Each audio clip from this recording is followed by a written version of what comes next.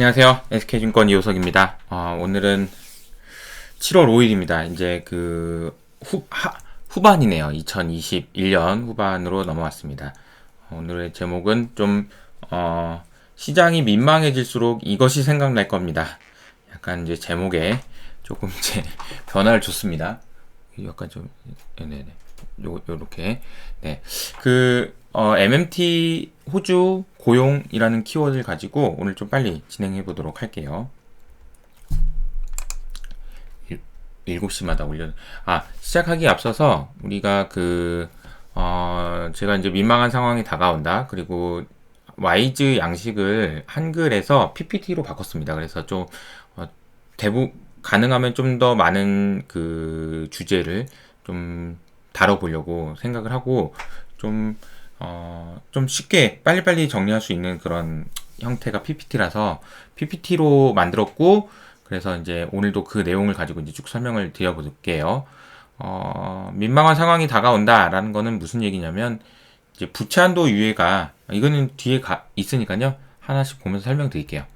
시작하기 앞서서 제 이호석의 여의도 스타들이라는 제목의, 방송을, 어제 저녁부터, 그러니까 이제 일요일 저녁부터 시작했다라는 말씀을 좀 드리겠습니다. 이호석의 여의도 스타들은 인포맥스에서 기회를 주셔가지고 진행을 하게 된 거고요.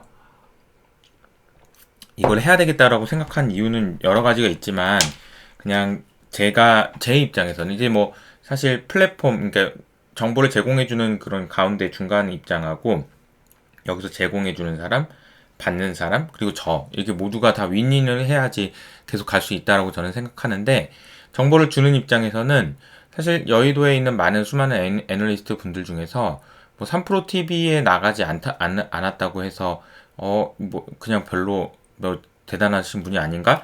이런 분은 아니거든요. 그러니까 3프로 TV에 나온 분만 대단한 분은 아닌데, 제가 알고 있는 많은 분들 중에서는 이거는 좀 더 좋은 평가를 받으실 수 있는 분들이 되게 많은데, 물론 이제 SK증권에 계신 분들 포함해서 그런데 많이 이렇게 모르시는 분들 많은 것 같아서 제가 여의도의 숨은 고수들을 이제 발굴한다라는 측면에서, 원래는 여의도의 라이징 스타들 이렇게 하려고 했는데, 라이징 스타들 그러면은 기존의 스타들은 못 모실 거 아닙니까? 그래서 이제 그냥 여의도 스타들이라고 해가지고 모셨습니다. 그래서 이쪽 제공해 주려고 하는 분들은 제가 이제 그런 분들을 좀 찾고 여러분들한테 또 소개하고 그러면 좋겠다라는 생각. 두 번째는 들으시는 분들 중에서도 최근에는 주식시장에 대해서 본인이 스스로 주린이라고 얘기는 하지만, 사실 주린이가 아닌 정도의 수준은 높은 수준, 지식 수준을 요구하시는 분들도 많아요.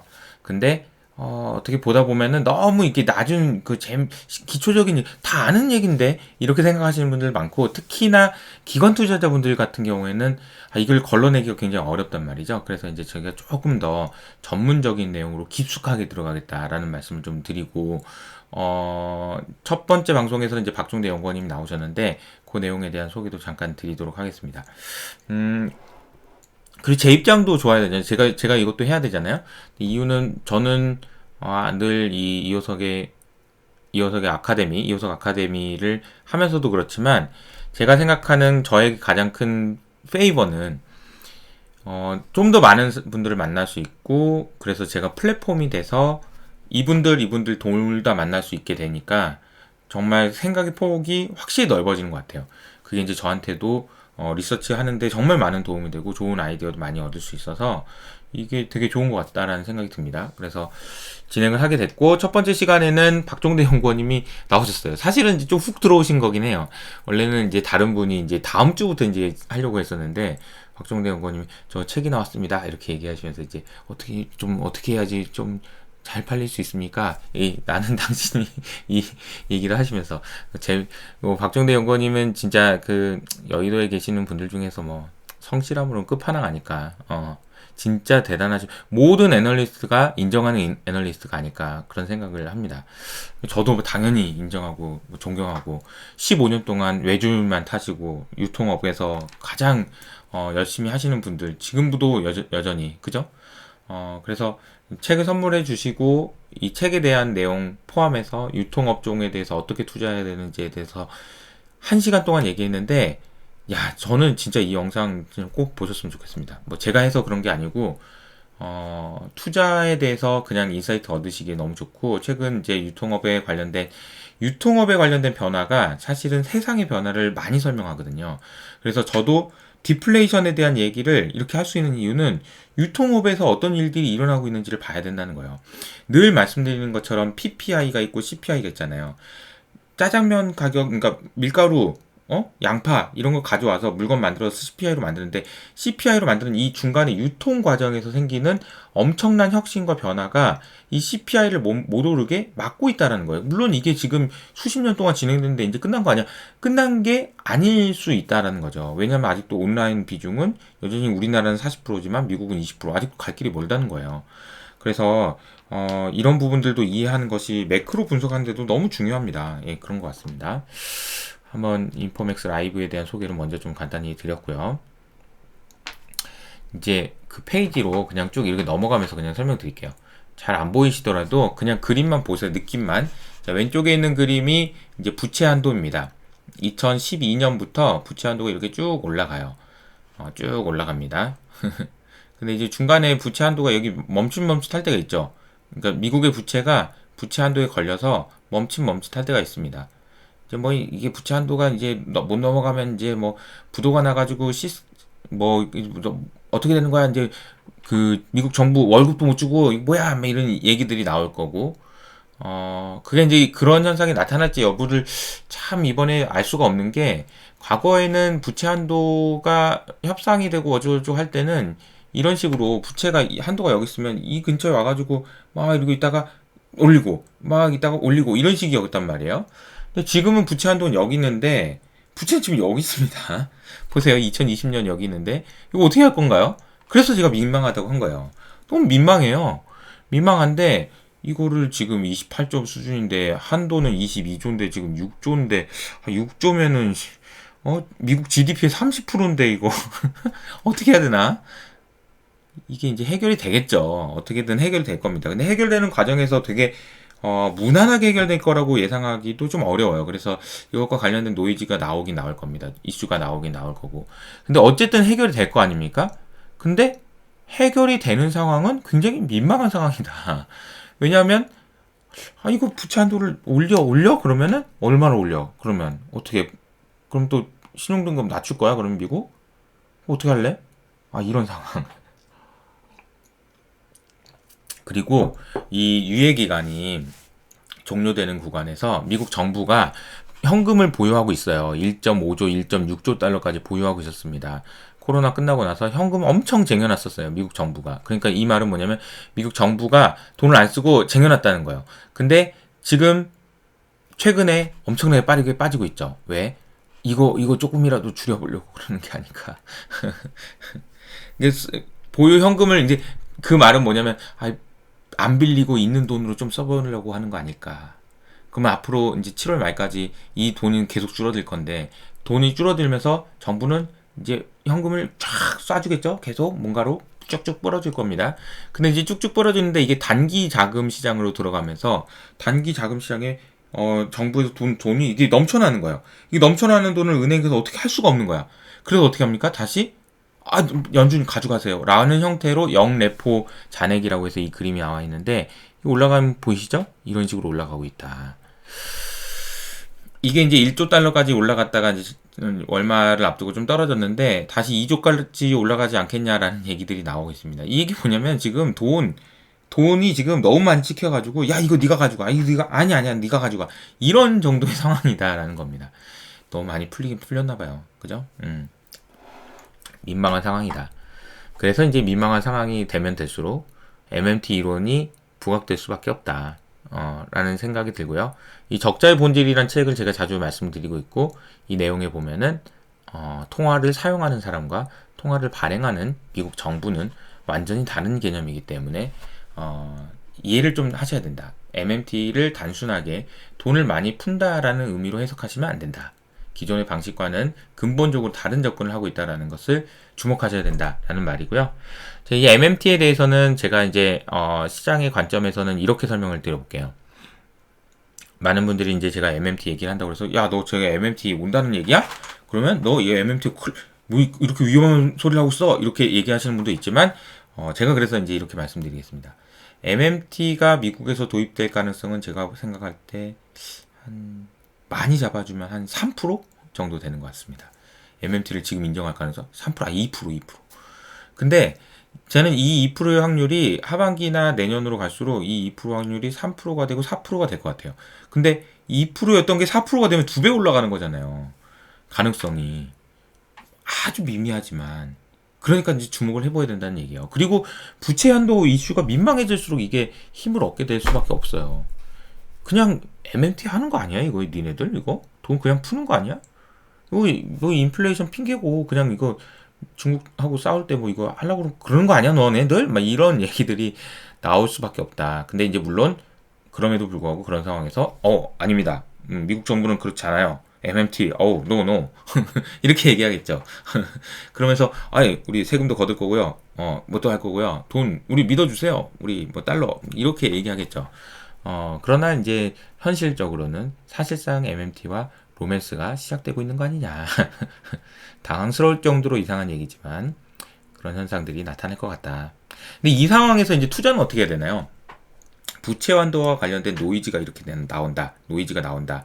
이거는 또 사실은 또 기회가 될 수 있다는 거죠. 근데 노이즈가 나올 거라는데 베팅하지 마시고 또 노이즈가 나올 수 있다라는데 대비하시자라고 해서 저는 주가가 뭐 조정을 받을 수 있는 요인은 얼마든지 있다. 그러나 그 과정 이후에 MMT로 넘어갈 가능성이 높아지면 높아질수록 사람들은 뭐가 대안이라고 생각할까요? 당연히 주식이라고 생각할 수밖에 없습니다. 인플레이션을 해지하기 위한 가장 좋은 수단은 주식이에요. 주식입니다. 자, 그래서 유가와 관련된 얘기도 좀 했어요. 그래서 유가는 최근에 많이 올랐죠. 원래 FOMC 회의 이후로 인플레이션 기대 심리는 완화됐는데 유가는 계속 올라가고 있습니다. 그래서 유가가 올라가고 있다. 75불까지 올라갔습니다. 많이 올라갔죠. 중장기적으로는 수요 감소하고 있어서 지금 유가는 75불이지만 나중에는 50불까지 떨어질 거라는 전망이 많지만 그럼에도 불구하고 지금 수급 불균형이 지속되다 보니까 유가가 이렇게 오르는 거는 자 이제 우리나라는 원유의 수입국이잖아요. 그런데 원유가 작년 3월 달에는 뭐 20불, 30불 하던 원유가 지금은 70불, 80불 하게 되면 원유를 수입해야 되는 입장에서는 똑같은 양의 원유가 필요하다라고 하면은 비용이 3배, 4배 든다라는 얘기예요. 근데 이게 후행적으로 우리나라에서 원유를 수입해야 되는 기업이나 그런 부분에 대해서는 부담으로 작용될 수밖에 없다라는 점은 생각을 하셔야 됩니다. 물론 이게 항상 그래요. 이것도 똑같아요. 이게 늘 자주 얘기하지만 이 밀가루 가격이에요. 원유를 가지고 생산하는 거는 원유를 가지고 납사를 가지고 와가지고 납사를 만들어가지고 화학제품 만드는 회사들 입장에서 화학제품이 짜장면 가격이에요. 짜장면 가격 다 전가시킬 수 있는 회사들은 좋죠. 근데 이게 지금 원가가 워낙 빨리 올라가게 되면 그 과정에서 마진이 스퀴즈 되는 거에 대한 고민이 앞으로 상당 부분 진행될 수밖에 없다라는 거죠. 그래서 이런 부분에 대한 고민이 시작될 수밖에 없고 유가를 전망하기는 어렵지만 유가와 관련된 이벤트가 이번 주에 있습니다. 오펙 플러스 회의가 원래는 이제 주말이나 지난주에 끝났어야 되는데 어떻게 진행될지 좀 봐야 되고요.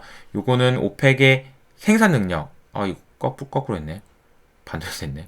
생산 능력이고요. 생산 능력에서 원유 생산량은 이만큼이에요. 그러니까 원래는 한 90% 정도 생산하던 게 이게 지금 이만큼이나 줄어들었다는 얘기예요. 다시 말하면 생산할 수 있는데 안 하고 있다라는 겁니다. 그래서 가격이 올라가면 할 수 있어서 얼마나 올릴지 지금 얘기하자라고 얘기하고 있는데 UAE에서는 안 해. 나 더 올리고 싶어. 뭐 이러면서 이제 반대를 하고 있어서 이게 결론은 나겠죠. 증산하면서 이제 진정될 가능성이 베이스 시나리오인데 혹시 안 될 경우에는 좀 더 올라갈 수도 있다라는 얘기가 있습니다. 참고하시고요. 이번 주는 매크로 관점에서는 호주 중앙은행 회의를 좀 보셔야 될 것 같아요. 화요일 날 있는데 이게 지금 보시면 호주 달러랑 상품 가격 지수는 원래 밀접한 관계가 있습니다. 호주가 원래 상품을 수출을 많이 하는 국가이기 때문에 그렇습니다. 이렇게 민감하죠. 근데 최근에 이제 다이버전스가 좀 나타났어요. 그러니까 호주 달러는 하락했는데 상품 가격은 유가 때문에 이제 좀 뭐 많이 안 빠진 것처럼 나오고 있는 것 같습니다. 이제 호주 달러가 지금 어떻게 되는지, 호주 금리가 어떻게 되는지가 조금 관심인데, 걱정이 되는 것은 이번에 중앙은행 회의에서 양적 완화를 유지는 하겠지만 형태를 바꾸면서 금리가 조금 올라갈 수도 있는 현상, 호주에서. 그러면 호주 달러는 사실 강세가 돼야 되는데 금리가 올라가게 되면 커머더티 가격이 빠질 거를 예상해서 호주가 가격이 더 내려갈 수도 있는 상황.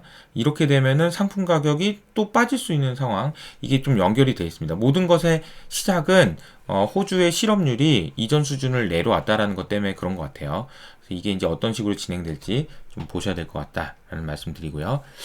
PPT로 바꾸니까 좀 더 나은 것 같지 않아요? 네. 노동시장의 양극화가 필립스 커브를 평탄하게 만든다. 이 얘기도 있습니다. 이게 이제 저는 오늘 말씀드릴 것 중에서 제일 중요하게 생각하는 부분이에요. 좀 어려운 얘기입니다. 쉽게 말씀드릴게요. 실업률이 낮아집니다. 실업률이 낮아지면 일하는 사람이 많아진다는 얘기니까 경제가 좋아진다는 얘기죠. 경제가 좋아지면 물건 가격은 올라갑니다. 인플레이션이 오죠. 그런데 우리가 곡선을 따졌을 때 실업률이 낮아져요. 그러면 인플레이션이 오죠. 그러면 이렇게 올까요? 실업률이 낮아지는 것만큼 인플레이션이 올까요? 아니에요. 그게 아니고 실업률이 낮아지다가 어느 순간 되면 이렇게 된다는 거예요.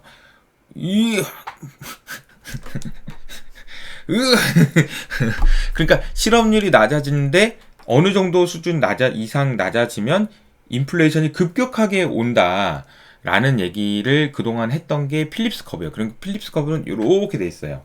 이렇게 돼 있는데 이 논문 지난달에 나왔던 이 프랑스에서 나왔던 이 논문에서는 노동시장이 양극화가 되면서 실업률만 보면은 인플레이션을 예측하기가 어려워졌다라는 얘기를 하고 있습니다. 왜요? 실업률이 낮아지긴 했는데, 그래서 더 많은 사람이 일을 하긴 하나, 고용이 양극화돼서 반복적으로 일을 하는 사람들의 비중이 추세적으로 하락하는 모습. 그러면서 글로벌 금융위기나 재정위기 등이나 이런 위기들이 발생하면서 양극화되고 있다는 거예요. 노동시장이 양극화되면서 필립스 커브를 평탄하게. 그러니까 이렇게 되는 게 아니고 이렇게 되는 거죠. 그러니까 생각보다 실업률이 낮아져도 인플레이션이 안 온다라는 얘기를 설명하고 있는 겁니다. 이 얘기를 말하는 건 뭐냐면 실업률이나 이런 숫자들 자체보다는 노동시장의 구조적인 변화가 인플레이션에 미치는 영향이 클 수 있다라는 것을 시사하는 거다. 그러니까 제가 늘 말씀드리는 거죠, 이거는. 근데 이제 논문이 나왔길래 내용을 좀 소개했습니다. 이게 지금 미국 지금 큰일 났어요. 지금 어떻게 해요, 이거? 제가 이거 보고 좀 놀랬는데 이게 평년 수준보다 기후가 온도가 얼마나 높은지를 보여주고 있는 그림인데요. 이게 지금 좀 깜짝 놀랐습니다. 이게 빨간색이 이게요. 15도예요. 평년 기온보다 15도가 높다고요. 15도? 말이 됩니까? 이게? 우리나라 지금 평년 온도가 지금 얼마나 20도 된다고 할까요? 그럼 15도 높으면은 25도 그러면 지금 40도인 거예요. 지금. 이거 어떡합니까, 이거. 그리고 지금 어떤 이제 캐나다 연안에 지금 리턴이라는 지역이 이제 좀 요새 좀 얘기가 많이 나오죠. 캐나다 지역이 이쪽일 겁니다. 근데 제가 지난주에 이제 화요일 날 뭐 ESG 데일리라는 걸 통해서 온난화 지금 뭐 온도 너무 높아요. 그러면서 이제 46도를 기록했어요라고 얘기했는데 그걸 써놓고 아침에 보니까 이거 47도로 올라가더라고요. 그래서 바꿨거든요. 근데 이제 다시 보니까 49도로 올라갔더라고요. 그리고 이제 중동 지역은 이제는 더 이상 사람이 살 수 없는 지역이 되는 것 같다라는 얘기까지 나오고 있습니다. 문제는 제가 기후 얘기를 자주 말씀드리고 있지만 시베리아 지역에서 온난화의 영향으로 제가 자주 말씀드렸던 영구 동토층이 녹고 있다는 이야기들이 확인되고 있습니다. 올해도 기후위기의 심각성을 확인할 수 있는 이벤트는 계속될 것 같습니다. 이러면 여러분들이 하셔야 되는 것은 기후위기 시대의 퀄리티라는 말은 의미는 기후위기에 잘 대응할 수 있는 회사여야 된다는 겁니다. 저는 가장 이것과 관련돼서 웃긴, 저 스스로 좀 제 입장에서는 너무 웃긴 게 뭐냐면, 테슬라의 실적을 보고 이산화탄소 배출 탄소 배출권을 매각해 가지고 버는 이익만 있지, 차를 팔아 가지고 버는 돈이 없는 거니까 이거는 이익의 퀄리티가 안 좋은 거다라고 얘기하는 게 너무 웃깁니다. 왜? 아니 그러면 이산화탄소 배출권이 싸질 것 같아서요? 아니면 뭐 어떻게 될 것 같아서요? 아니면 이산화탄소를 배출하지 않고 그렇게 지금 좌초자전 없이 하고 있는 테슬라의 비즈니스의 가치가 떨어질 것 같아요? 그러면은 기후위기를 모른다는 얘기지. 기후위기가 심각하지 않거나 기후위기 이런 상황에 나몰라라 할 거라는 거죠. 그렇지 않으면 탄소세는 앞으로 계속 높아질 텐데 이산화탄소 배출권으로 번 돈이 왜 가치가 없는 겁니까? 기존에 버는 돈이랑 달라서요? 그거는 아니죠. 네. 그 말씀을 좀 드려보겠습니다. 이게 이제 법인세 관련해서 이제 G7 재무장관 회의에서 이제 얘기가 나오는데, 법인세도 참 이게 히스토리를 보면은 평균 법인세도 이게 1980년부터 이게 쭉 낮아졌더라고요. 그리고 전 세계 법인세에 이게 10년 동안 분포를 봐도 과거에는 이런 식으로 돼 있었는데 이런 식으로 많이 낮아졌다. 전체적으로 낮아졌을 뿐만 아니라 뭐 안 받는 곳도 굉장히 많아졌네요. 왼쪽 꼬리도 이게 되게 두꺼워졌다는 것도 특징인 것 같습니다. 이게 이제 문제의식이 확산되면서 법인세를 인상하려는 움직임이 많이 발생하고 있는 것 같습니다. 그래서 이게 이제 또 아까 말씀드렸던 민망한 상황에 대비하기 위한 미국 정부의 그런 어떤 약속 이런 게 되겠죠. 나중에 이제 빅테크 애들한테 돈 많이 걷어가지고 우리 지금 괜찮아요 이렇게 얘기를 하겠죠. 예. 근데 이제 하더라도 이제 시간이 걸린다. 이 말을 미국 정부에서 하는 것은 신뢰를 지키기 위함이고, 그것은 실제로 돈이 거쳐지는 것은 빅테크 입장에서는 시간이 뒤로 간다라는 말씀 드리겠습니다. 대충 이번 주에 있을 중요한 일들은 대부분 정리를 한 것 같고요. 지금 시간이 7시가 넘었습니다. 이 영상이 올라가는 데는 시간이 좀 걸릴 것 같아서 한 7시 10분 정도에 올라가지 않을까 싶네요. 제가 참고로 이 영상은 노편집입니다. 그냥 편집이 없어요. 그냥 제가 사실 그래서 이거 라이브로 해도 상관없긴 한데, 아무튼 뭐 라이브로 해도 상관없는데 지금 10만 명이 안 돼서 지금 못하고 있잖아요. 주변에 구독과 좋아요 많이 해주세요. 아무튼 이번 주에 있을 여러 가지 일들이 있는데, 아마존의 제프 베조스가 본격적으로 사퇴하는 게 월요일 날 있습니다. 이러면서 이제 우주 개발 사업에 집중할 거라는 얘기가 있고요. 블루 오리진의 첫 우주 관광이 7월 20일 날 있습니다. 우주에 대한 이야기들이 이제 또 나오겠네요. 또 그런 얘기가 있다라는 거 참고하시고요. 호주 중앙은행 회의 화요일 날 있고요. 그 다음에 FMC 의사로군 얘기는 오늘 안 했는데 워낙 연준 얘기 많이 해가지고 수요일 날 있습니다. 삼성전자가 이제 수요일 목요일 실적 발표하고요. K 배터리 전략 발표가 있습니다. 뭐 이런 게 주가에 영향을 준다 이런 것보다는 어쨌든 뭐 기후와 관련된 이벤트들은 중장기적으로 봤을 때는 계속 우상향을 향하는 흐름을 보일 거다라는 것을 말씀을 드리겠습니다. 오늘은 여기서 마치도록 하겠습니다. 내일 이호석 아카데미는 염승원 부장님이 나오십니다. 감사합니다.